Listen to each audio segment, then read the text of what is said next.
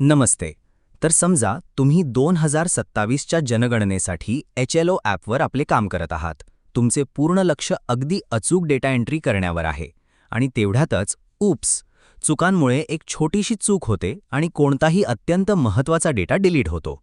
मला माहीत आहे, त्यावेळी जो घाम सुटतो ना, जी घबराहट होते, ती 100% स्वाभाविक आहे.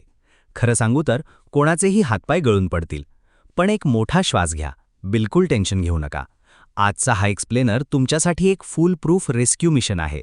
आपण असा एक कमाल आणि टेस्टेड मार्ग पाहणार आहोत, ज्याने तुमचा तो डिलीट झालेला डेटा कोणत्याही नुकसानाशिवाय परत आपल्या जागेवर येईल. तर चला सुरू करूया. डेटा डिलीट झाल्यावर सिक्वेन्स कसा ठीक करावा? आता सर्वात मोठा प्रश्न जो आपल्या सर्वांच्या मनात फिरत असतो, डेटा डिलीट तर झाला, पण आता या ॲपमध्ये बिघडलेला सिक्वेन्स ठीक कसा करायचा? बघा, हा फक्त कोणताही रॅन्डम टेक्निकल प्रश्न नाहीये. हा थेट फील्डमध्ये केलेल्या तुमच्या तासनतासांच्या मेहनतीला वाचवण्याचा प्रश्न आहे. होतं काय की एकदा डेटा डिलीट झाला तर पुढची पूर्ण प्रक्रिया तिथेच अडकून पडते. म्हणूनच आज आपण ह्या अत्यंत गंभीर समस्येचे अगदी पक्के आणि अचूक सोल्युशन काढणार आहोत. या पूर्ण प्रोसेसला आपण काही सोप्या स्टेप्समध्ये विभागले आहे. समस्या आणि प्रभाव. सर्वात आधी आपण पाहू की नक्की ही समस्या काय आहे आणि याचा काय परिणाम होतो. सर्वात महत्त्वाचा रूल. मग आपण अशा एका गोल्डन रूलबद्दल बोलू जो तुम्हाला कोणत्याही परिस्थितीत माहीत असायलाच हवा. सुरक्षित मॅन्युअल बॅकअप. त्यानंतर सुरक्षित मॅन्युअल बॅकअप कसा घ्यावा. Step by step recovery. मग स्टेप बाय स्टेप रिकव्हरीची प्रोसेस.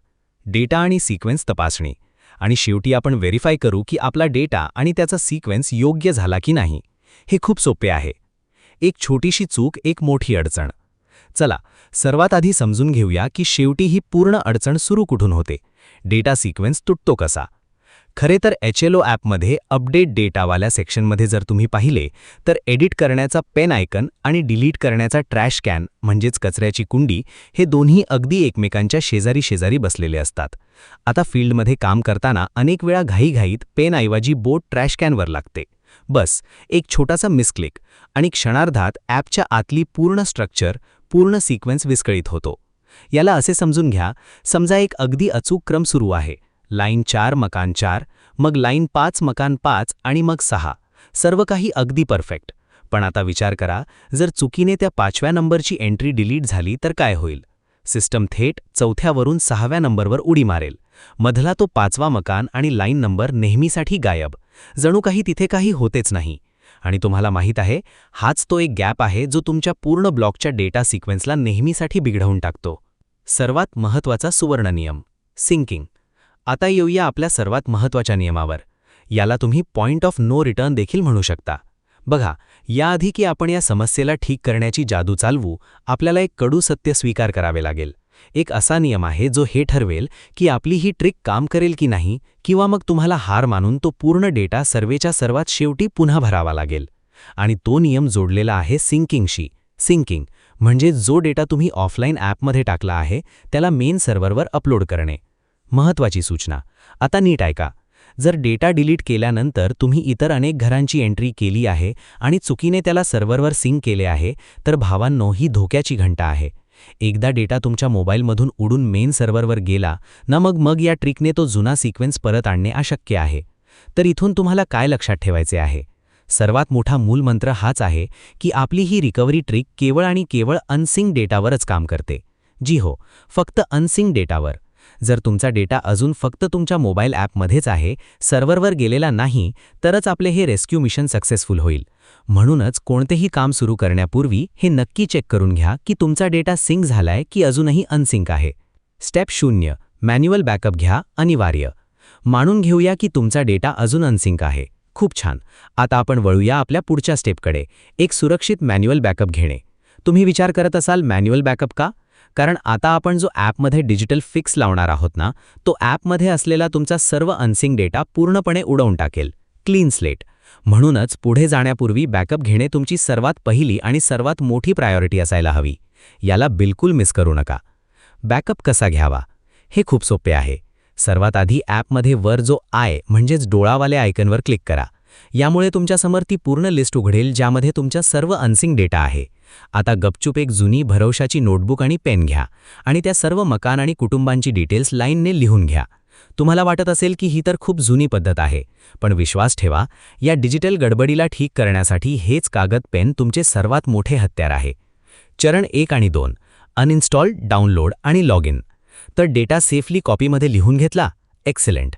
आता आपण आपल्या खऱ्या रेस्क्यू मिशनवर निघू शकतो. आता घाबरण्याची कोणतीही गोष्ट नाही, कारण तुमचा डेटा तुमच्याकडे सुरक्षित आहे.